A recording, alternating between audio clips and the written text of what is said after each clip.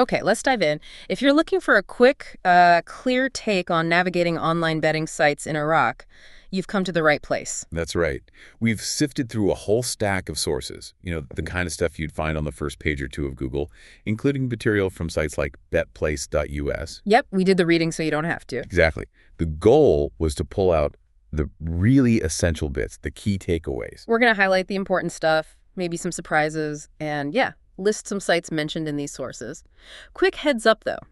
We've put together a list of sites based just on this source review links in the description. And are there more links down in the caption, too? Okay, so where do we start?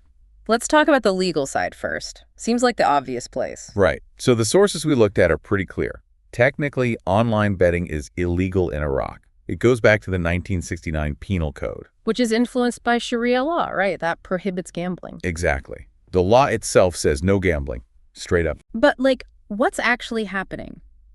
What do the sources say about reality versus the law books? Yeah, this is where it gets interesting. The sources consistently point out that while the law exists, enforcing it for online betting specifically seems, lenient is the word to use. Lenient. So people are accessing these sites. It seems so. It's often called a gray zone. You've got these foreign international sites operating, and they do accept players from Iraq. The material suggests there aren't usually direct consequences for the users themselves. Wow. Okay. A definite gray zone.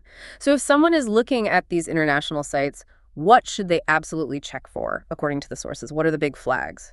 Well, the sources really emphasize a few key things. First off, licenses. Licenses? Like from where? Yeah, they mention examples like maybe a license from Curacao or the UK Gambling Commission. Seeing a license is presented as a sign of some kind of oversight. Okay, oversight's good. What else? Security, big time. Things like SSL encryption, a little padlock icon in your browser, that's crucial for keeping your connection private. All right. And multi-factor authentication, that extra step when you log in.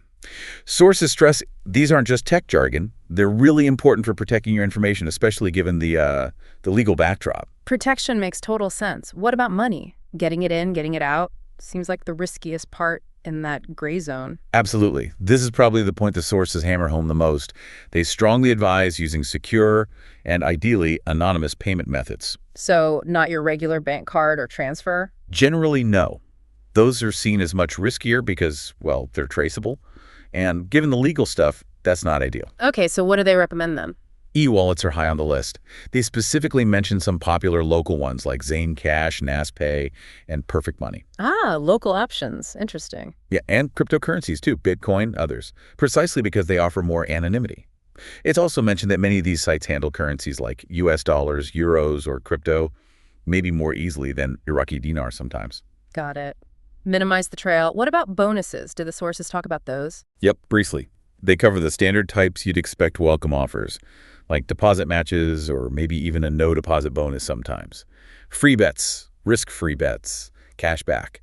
It's all mentioned as common tactics these sites use. Standard industry stuff, then. Now, you said the sources mentioned specific sites. Any names that kept popping up or seemed generally well-regarded in these particular articles? Yeah, based purely on the sources we reviewed, a few names came up fairly often with decent scores or positive descriptions. Sites like 20Bet, 22Bet, Betfinal, Betwinner, and 1xBet were mentioned across different sources. Okay. And there was something about Melbet, too. Sounded like the sources didn't quite agree on that one. Exactly. And that's actually a really good example of why looking at multiple sources matters, which is what we did. One source gave Melbet a pretty negative, doubtful rating, explicitly said does not recommend due to some reported problems. Okay, pretty clear warning from that source. But then another source we looked at gave Melbet a really high score, like 4.7 out of 5. Huh. So completely different takes. Right. It just shows you, especially in this online space, you really need to cross-reference information and maybe dig a bit deeper yourself. We're just reporting what the sources said. Good point. And finally, what sports are people betting on over there, according to these articles? Anything stand out? Nothing too surprising, really. The sources mainly list the big ones. Football is huge, obviously. Basketball, tennis, and horse racing are also mentioned as popular markets. Okay, so wrapping this all up, the picture we get from these sources is kind of complex, isn't it? You've got an activity that's illegal by the letter of the law, but widely available online through international sites. And apparently, enforcement is often lenient in practice. It really is that gray zone. It means anyone thinking about this needs to weigh up the stated law against that practical reality, think really hard about payment security. Absolutely. And carefully vet the platforms using those criteria we mentioned, licensing, security features, reading different reviews like the Melbit example showed. It definitely leaves you with a question, doesn't it? In a world where the internet can just bypass local laws or create these weird, ambiguous situations, what does legal even mean for stuff you do online? Yeah. And how do you personally decide how to navigate that kind of space responsibly? Something to chew on. For sure. And don't forget, for that list of sites mentioned in these sources, check the link in the description below, and there are more links in the caption as well. Thanks for diving in with us.